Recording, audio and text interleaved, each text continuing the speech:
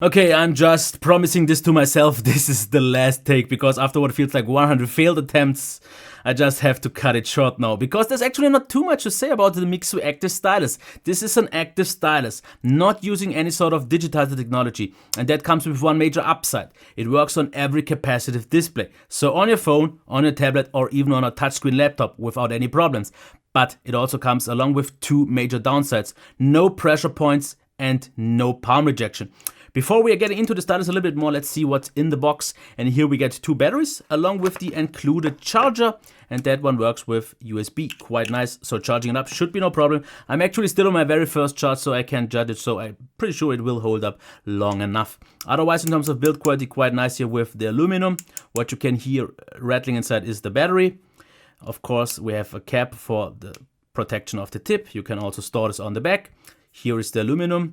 In terms of thickness, it's, I would say, not the thinnest one for sure, but it works out quite okay. It is though a little bit heavier towards the back, and the tip, I have to say, actually with 1.9 millimeters is quite nice and thin, and it can also even be changed in terms of sensitivity. So screwing it all the way out should make it more sensitive, and all the way in a little bit less. But I have to actually say I did not notice the difference. The little bit of the downside of this tip is though that it's hard plastic and not soft touch, and therefore it will not feel all that great. But where we get soft touch is here on the front for a little bit more grip.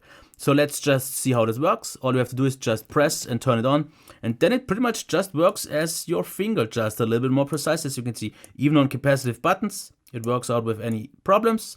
It is quite nice, responsive. And with that, of course, you could maybe try to do some drawings now, but as I said, since we don't have pressure points and palm rejection, you won't be able to make that really precise. As you can see here, though, it works quite delay free. Of course, this comes along with the delay of your touchscreen itself, but it works out quite nice because it's thin. But as I have said, since this is hard plastic, it just feels like plastic on glass, and definitely not as great as something like an S Pen or maybe like a Surface Pen. So just keep that in mind. But if you just want to use this to sign off some documents or so, it definitely gets the job done. For more sophisticated drawings, I don't think this is the right thing. But ever since I saw something like that being reviewed from some gadget guy, I wanted to try it out. But what he paid for his back then, or what it costs, was about $100. This is just $35, and I would say for what it's supposed to do, it gets the job done quite nice, because I actually don't see much of a difference compared to what he had.